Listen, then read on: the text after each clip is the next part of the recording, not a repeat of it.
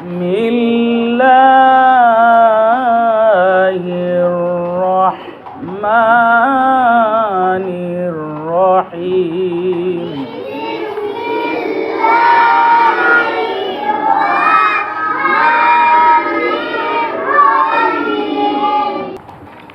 ألم تر كيف فعل ربك بأصحاب الفيل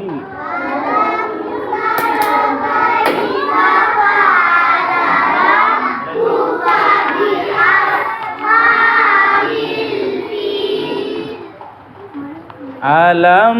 يجعل كيدهم في تضليل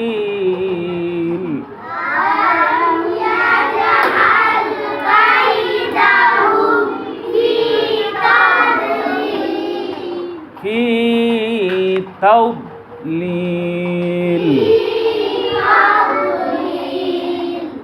وأرسل عليهم طيرا أبابيل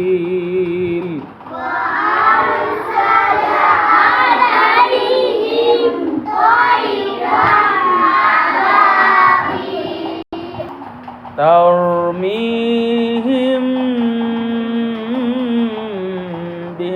بحجارة من سجيل